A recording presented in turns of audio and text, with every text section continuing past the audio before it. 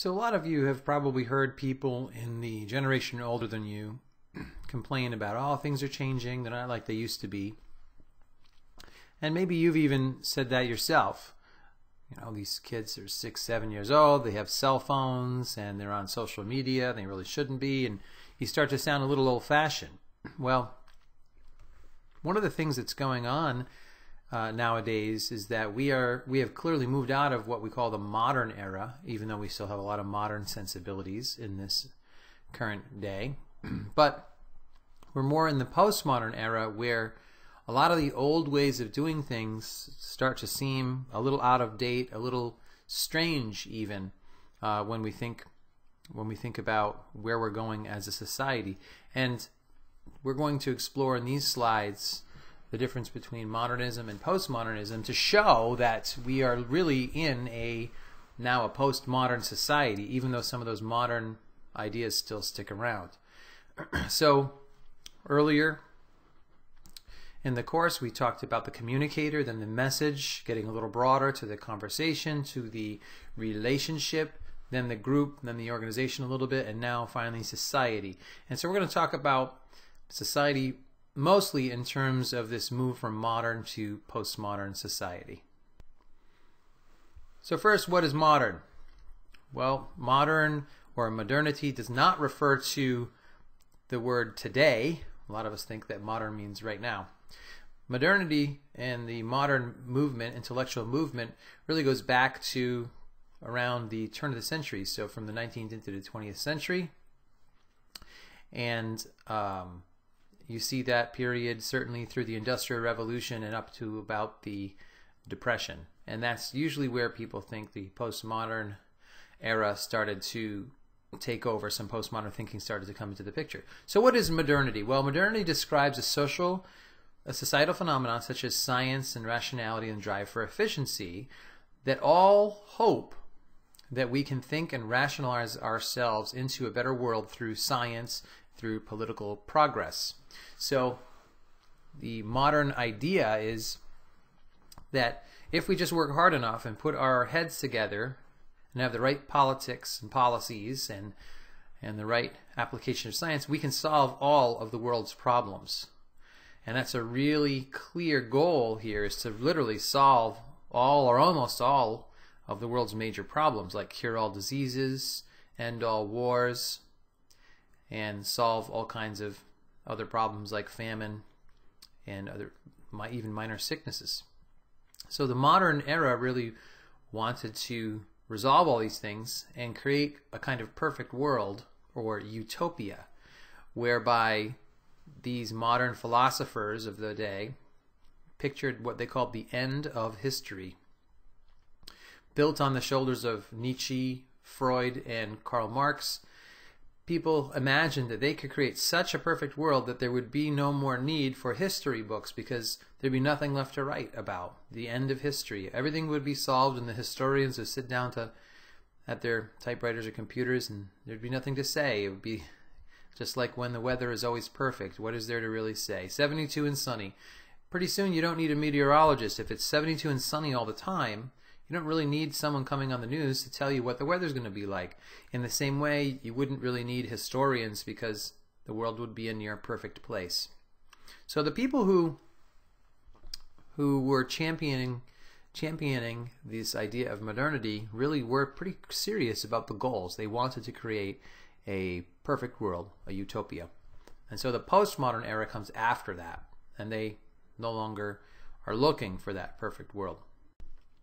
So let's talk about some modern architecture to see this kind of thinking embedded in our architecture. We're going to talk about architecture, art, performance, theater, identity, all kinds of media, all different ways that this modern and postmodern contrast is visible. Here's the Eiffel Tower in Paris.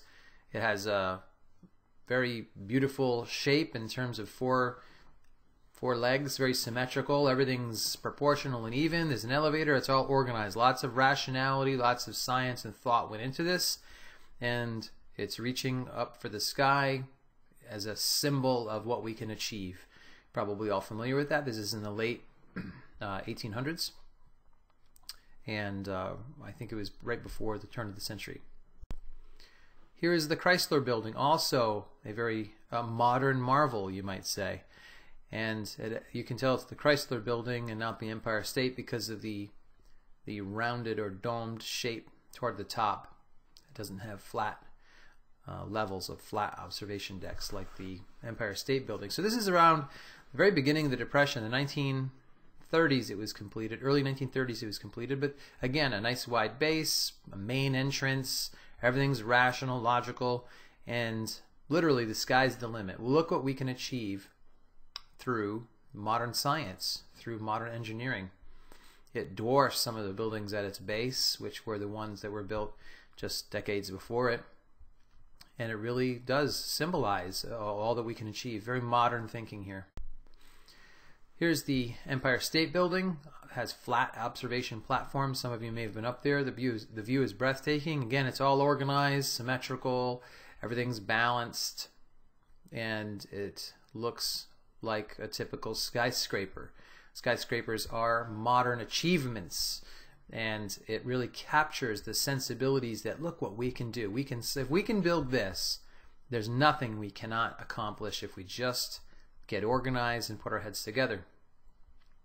And so there's a visual symbol, a concrete symbol of modern thinking. Here's the Sears Tower, 1973, definitely into this postmodern era, and it has some postmodern aspects, but I'm putting it here because it's a transitional type of skyscraper where it's still reaching for the sky and it's still relatively symmetrical. And obviously lots of amazing intelligence and engineering goes into a building. At one time this is the tallest building in the world. And just that sense of trying to be the tallest really reflects that modern thinking. However, it does have some postmodern aspects. It looks in fact like a lot of little buildings squashed together. And it's all almost entirely glass surface. That's a very postmodern approach to use different kinds of materials and sometimes exclusively. And so here you have almost entirely glass exterior. So what is postmodernism? Well, postmodernism is an umbrella term. It means it's an overarching term. It means a lot of different things to different people. If you ask 100 people, what does postmodernism mean?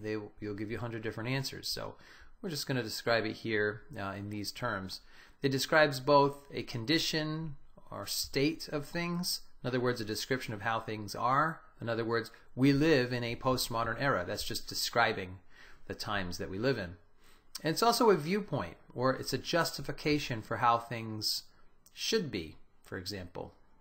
And someone might suggest an approach to doing something that might have more postmodern ideas and say, hey, come on, I've even heard people say, hey, let's be more postmodern about this. And what exactly that means will come out as we go through these slides. But it's not just describing what year we're in. It's also describing a mentality or a viewpoint that justifies doing certain things a certain way. It's also concerned with challenging power, knowledge, and discourse norms. Postmodernism wants to challenge typical power arrangements and knowledge arrangements and discourse norms. They seek to subvert modern rationality. They want to challenge that business as usual. They want to come against and undermine. That's what a subvert means, to come underneath and destabilize modern norms of rationality, logic, even this idea of a progress or utopia. They want to challenge that. So let's look at some postmodern architecture. Here's the Sydney Opera House in Sydney, Australia, right on the water. You've probably seen this, and if you've seen the movie Finding Nemo. And this is not trying to reach for the stars or show some kind of logical, rational approach here. This opera house is fairly unique in its design. It doesn't look like a typical skyscraper. A lot of times people think it looks like ocean waves or sails on a ship or perhaps seashells. Something that is reminiscent of the ocean, something nautical. And so it's a little more playful in its design. From what I hear, the inside of the Sydney Opera House is also fairly unique looking, and so this is just not the exterior that looks unique. this is very postmodern. It's not trying to be symmetrical and balanced. It's trying to be creative and break those norms. It was also built in the same year, approximately same year as the Sears Tower, the skyscraper we looked at a moment ago. Postmodern ideas can also be seen in this building called, well, I'll tell you the name of it in a minute. I almost let it slip, but it's in the Czech Republic in a city called Prague. And a lot of times people look at this building and say, wow, something went wrong. The windows are all out of whack and it looks like it's melting or leaning over. Something went horribly wrong here. But it's a very postmodern building. It's using, again, on the left, all glass. It doesn't have to be all glass, but when you see one main material or materials used in unexpected ways, then that's an indication that it might be a postmodern architect. It's made by one of the architects, and this name is Frank Gehry. He's a very famous architect, perhaps one of the world's most famous architects. He's designed a lot of the postmodern buildings out there in the world. So what's going on here? A lot of times people think this is done incorrectly, but this is very deliberate. It's called the Dancing House. It used to be called Fred and Ginger, meaning Fred Astaire and Ginger Rogers, two very famous dancers during the black and white period of cinema in the United States. And so which one is Ginger? Which one's Fred? So on the right we have Fred. He's got a little hat on or something on his head. He's more upright, just the way men dance. And then on the left we have Ginger Rogers with her skirt, her dress, and she has a little more shapely design, and her legs are sticking out there, and it looks like maybe even her arm is extended across to connect that left side of the building to the right side of the building. So this is a very playful or whimsical kind of design. Lots of intelligence had to go into this, but you don't get the sense that someone was trying to build this to show you just what human beings are capable of in terms of progress and achievement. It's much more of a personal expression in this case. Here's another postmodern building structure. It's in Los Angeles. It's also a concert hall, and it's made almost entirely on the outside of this shiny, I believe, stainless steel type metal. And a lot of times people look at this and again they think, what is going on here? You know, it's so weird and so artistic, and that's so confusing. And this is, and inside, you know, the bathrooms are probably not where you would expect them. If you, in a modern building like the Empire State Building, if you found the women's room and you were a guy, you would think, okay, well the men's room must be very nearby, because people are logical. They wouldn't put two bathrooms really far apart. They'd put them pretty close together to make it easy on everybody. But not the case with postmodern architects. Who knows where the bathrooms are here, who knows where the snack bar is. It's kind of an adventure, and the inside is similarly creative.